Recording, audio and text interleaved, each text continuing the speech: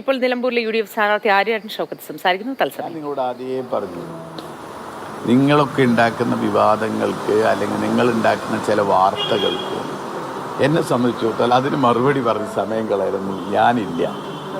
എനിക്ക് എൻ്റെ മുൻപിൽ കുറേ കാര്യങ്ങൾ ജനങ്ങളുമായി സംവദിക്കാനുണ്ട്, പരമാവധി ജനങ്ങളുമായി വോട്ട് ചോദിക്കാനുണ്ട്.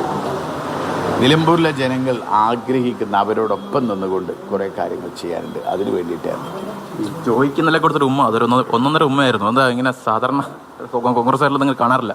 ഞാൻ എൻ്റെ നേതാക്കന്മാർ പരമാവധി ആളുകളെ എന്നെ കൂടുതൽ ഈ കാര്യങ്ങളിൽ നമ്മളെ സംബന്ധിച്ചിടത്തോളം പാർട്ടി ഒറ്റക്കെട്ടായി മുന്നോട്ട് പോകുന്നതിൻ്റെ ഭാഗമായി എല്ലാവരെയും ഞാൻ കഴിയാവുന്ന ആളുകളെ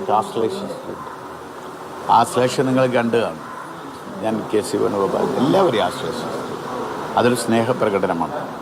ഞങ്ങൾ വളരെ ഒറ്റക്കെട്ടായി, നിങ്ങളൊന്നും വിചാരിച്ച പോലെ നിങ്ങളൊക്കെ റിപ്പോർട്ട് ചെയ്തിരുന്നല്ലോ, പക്ഷേ ഇവിടെ സംഭവിച്ചത് എന്താ നിങ്ങൾക്കറിയാം. ഞങ്ങൾ ഒറ്റക്കെട്ടായി മുന്നോട്ട് പോവുക. ഇന്നലെ ഈ CPM ജില്ലാ സെക്രട്ടറി അംഗം പറഞ്ഞത് STP ഉൾപ്പെടെയുള്ള വോട്ട് വാങ്ങുമെന്നാണ് പറഞ്ഞത്. ഇത് ഇരട്ടത്താപ്പ്. ആര് CPM വാങ്ങുന്നു?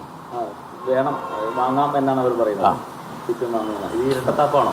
ഞാൻ ചോദിക്കുന്നതല്ല, ഇതൊക്കെ CPM കഴിഞ്ഞ കാലത്തൊക്കെ ചെയ്തു വന്ന കാര്യങ്ങളൊക്കെ നമുക്കറിയാം. മലപ്പുറത്ത് അതിനെ ചരിത്രം പരിശോധിച്ചാൽ നമുക്കറിയാൻ പറ്റും. ഞാൻ അതിലേക്ക് ഒന്നും ഇപ്പോൾ കടന്നു പോകുന്നില്ല. കാരണം CPM ഓരോ സമയത്ത് ഓരോ കാര്യങ്ങൾ ചെയ്യും, അതിന് പല ന്യായീകരണങ്ങൾ അവർക്ക് പറയാനുണ്ട്. അപ്പോൾ അതിനെക്കുറിച്ച് ഇപ്പോൾ ഞാൻ പറഞ്ഞ് സമയം കളയുന്നില്ല. ഇന്നലെ ഈ അൻവർ പറഞ്ഞത് താങ്കൾ ഈ VV പ്രകാശിന്റെ വീട്ടിൽ ഇതുവരെ പോയിട്ടില്ല, VV പ്രകാശിന്റെ കുടുംബത്തെ കണ്ടിട്ടില്ല. നിങ്ങളോട് പറഞ്ഞല്ലോ, ഞാൻ അത്തരം കാര്യങ്ങൾക്കൊന്നും, അത്തരം വിവാദങ്ങളിലേക്ക് എന്നെ കൊണ്ടുപോകാൻ കഴിയുമെന്ന് നിങ്ങളും വിചാരിക്കേണ്ട, ആരും വിചാരിക്കേണ്ട. പോയിട്ടുണ്ടോ? എനിക്ക് എന്നെ സംബന്ധിച്ചിടത്തോളം ഈ നിയോജകമണ്ഡലത്തിൽ എനിക്ക് ചെയ്യാനുള്ള, എനിക്ക് പറയാനുള്ള നിരവധി കാര്യങ്ങളുണ്ട്.